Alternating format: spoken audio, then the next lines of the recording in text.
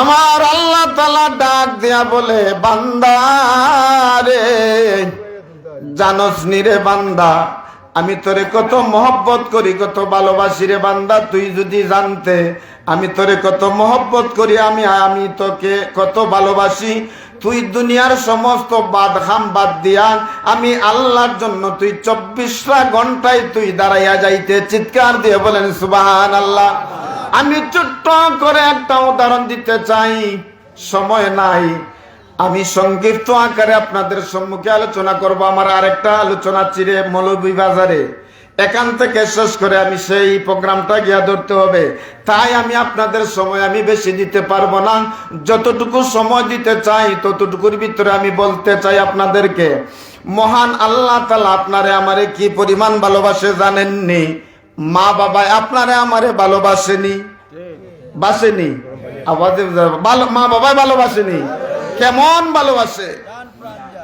জান প্রাণ দিয়া সন্তানকে ভালোবাসে। সন্তান যদি ডাক দিয়া বলে, মা জননী গো, ও মা জননী, এই মুহূর্তে আমি হবিগঞ্জ শহরে যাচ্ছি গো মা, এই মুহূর্তে আমি নবীগঞ্জ শহরে যাচ্ছি গো মা, আমার ফিরতে একটু দেরি হবে। ওই দুঃখিনী মা ডাক দিয়া বলে, সন্তানের রে, আমার আদরের দুলাল কলিজার টুকরা, তুই কখন ফিরবি? আমি মাকে তুই বলে যা। ওই সন্তান বলতেছে, মা জননী গো, ফিরতে আমার 8 ঘটিকা হবে। কয় ঘটিকা হবে? কিন্তু দেখা যায় 8 ঘটিকা পার হয়ে গেছে, 9 ঘটিকা পার হয়ে গেছে। ওই সন্তানটা নবীগঞ্জ থেকে ফিরল না। আপনারা বলেন তো, ওই মা দুঃখিনীর চোখের মধ্যে ঘুমাইবনি? ওই মা একবার বাইরে যায়, একবার ঘরে যায়, একবার বাইরে যায়, একবার ঘরে যায়। পাড়া প্রতিবেশীরা ডাক দিয়া বলে, ও সলিমুদ্দির মা গো, তুমি আজকে এমন করো কেন? তুমি ঘুমাও না কেন? ঘুমাও না কেন?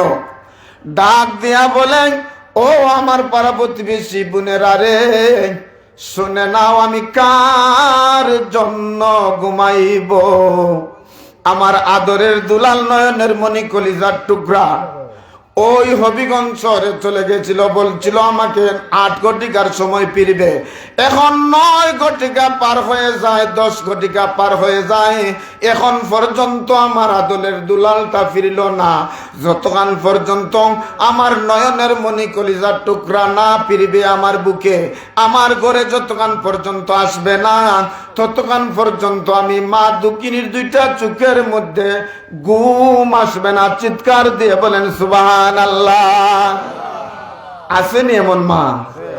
আপনার আমার মা এমন আছে তো? আমার মা, ওই যে আমি আসছি, বাবা কই যাইতেছ? আম্মা, মা ফিরে যাইতেছি, সাবধানে যাইও বাবা। ঠিক না বেঠিক? এমন মা। এই যে ভালোবাসা, এই যে মায় ভালোবাসে, বাবায় ভালোবাসে, ভাই ভাইরে ভালোবাসে, সাসায় বাতিজারে ভালোবাসে। জানেননি ভালোবাসা খান কে দিয়েছে? কে দিয়েছে? কে দিয়েছে? আমার আল্লাহ দিয়েছে। আল্লাহ দিয়েছে। কতটুকু দিয়ে দিয়েছে জানেননি আপনারা? আল্লাহ পাক রব্বুল আলামিন মায়ারে রহমত হয় এটারে আমরা সাধারণত বাংলা ভাষায় বুঝি মায়া। এই মায়ারে আল্লাহ 100 খান ভাগ করছে। চিৎকার দিয়ে বলেন সুবহানাল্লাহ। 100 খান ভাগ করিয়া আল্লাহ পাক রব্বুল আলামিন সমস্ত দুনিয়াবাসীকে মাত্র 1 ভাগ মায়া, 1 ভাগ রহমত সমস্ত দুনিয়াবাসীকে আল্লাহ ভাগ করে দিয়েছে। সুবহানাল্লাহ। বাকি রইল কয় ভাগ? জোরে কোন কয় ভাগ? 1 ভাগ মায়া লইয়া মা সন্তানের জন্য ঘুমায় না। 1 ভাগ মায়া লইয়া বাবা সন্তানের জন্য ঘুমায় না। 1 ভাগ মায়া লইয়া ভাই ভাইয়ের জন্য ঘুমায় না। বাইরে যদি মারামারি করে ভাই খবর পাইয়া বার থেকে লাঠি লইয়া বার হয়, আসেনি না নাই? এটা কিসের কারণে বাড়ায়? মায়ার কারণে, মহব্বতের কারণে। আমার আল্লাহ তাআলা ডাক দিয়া বলেন, বান্দা রে, তুই জানোস নি রে বান্দা, 1 ভাগ মায়া লইয়া মা দুঃখিনী ঘুমায় না। আপনারা বলেন তো আমার আল্লাহ তাআলার ঘুম আসেনি? আসেনি ঘুম? আল্লাহ ঘুমায়নি। লা তাখুযুহু সিনাতু ওয়ালা নাউম। আল্লাহু আকবার। আরো জোরে বলুন আল্লাহু আকবার। আমার আল্লাহ তাআলার ঘুম নাই, নিদ্রা নাই, ত্রন্দা নাই।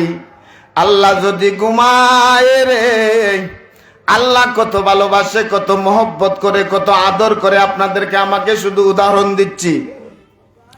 যেমন আপনি একটা পাহাড়ে যাচ্ছেন অথবা একটা হাওরে যাচ্ছেন, একা যাচ্ছেন, আপনার সাথে আর কেউ নাই।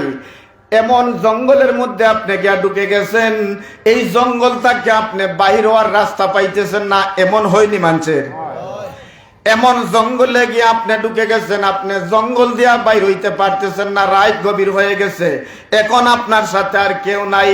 দুরূদ শরীফ পড়েন, আল্লাহুম্মা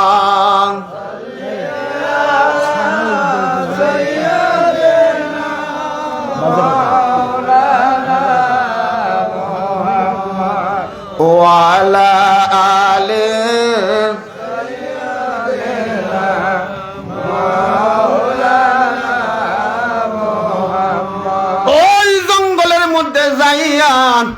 আপনি আটকা পড়ে গেছেন আর আসতে পারতেছেন না। ওই জঙ্গলের মধ্যে আপনার ঘুম এসে গেছে, আপনি ঘুমিয়ে গেছেন। আপনার সাথে কেউ আসেনি? নাই। আসেনি? কে আছে? আপনার চতুর্পার্শ্বে জঙ্গলের জানোয়ারেরা পাহারা দিচ্ছে আপনাকে। জঙ্গলের বাঘটা আপনাকে দেখতেছে কিন্তু ধরতেছে না। এই জঙ্গলের সাপ না আপনার দূরেই ঘোরাফেরা করতেছে, আপনাকে চুম্বন মারতেছে না। এই জঙ্গলের পিঁপড়াটা আপনার চতুর্পাশে ঘোরাফেরা করতেছে, আপনার কানের মধ্যে ঢুকছে না। এই যে আল্লাহ পাক রব্বুল আলামিন ডাক দেয়া বলেন, বান্দা রে তুই যখন রে বান্দা ঘুমাস, আমি আল্লাহ ঘুমাই না। ওই যে তুই পাহাড়ের মধ্যে একা একা ঘুমাইছ, ওই চতুর্দিকে জঙ্গলের জানোয়ারেরা আছে, তোকে দংশন করলো না, ক্ষতি করলো না। তোর খানের মধ্যে একটা পিঁপড়া ঢুকলো না। তোর অদূরে একটা দাঁড়িয়ে আছে বিষাক্ত কালো সাপ, ওই কালো সাপটা তোরে দংশন করলো না। বান্দা রে জানি আর একটা বান্দা, আমি মহব্বতের কারণে আশরাফুল মাখলুকাত সৃষ্টির সেরা জীব আমি মানুষকে বানিয়েছি। চিৎকার দিয়ে বলেন সুবহানাল্লাহ। আর এই সৃষ্টির সেবা জীবের কারণে, আশরাফুল মাখলুকাত জীবের সৃষ্টির সেরা জীব হওয়ার কারণে সমস্ত প্রাণীকুল আপনাকে আমাকে মানেনি না? মানে না? বাঘেও মানেনি। মানে বাঘে যদি মানতো না, ৬০ জন দেখলে ৬০ জন না, একজন বাঘে দোয়া করে, আল্লাহ কোনো মানুষের চোখের সামনে আমারে দেখাইও না। বাঘে দোয়া করে। এখন বুঝেন যে আল্লাহ কত ভালোবাসেন আপনাকে আমাকে। চিৎকার দিয়ে বলেন সুবহানাল্লাহ। আমার আল্লাহ তাআলা ডাক দিয়া বলেন, বান্দা রে তুই যখন ঘুমাস রে বান্দা, আমি আল্লাহ ঘুমাই না যাতে তোর কোনো একটা চুল পরিমাণ ক্ষতি না হয়। তুই যখন ঘুমাস রে বান্দা, আমি আল্লাহ তোর পাহারাদার হয়ে যাই। সুবহানাল্লাহ।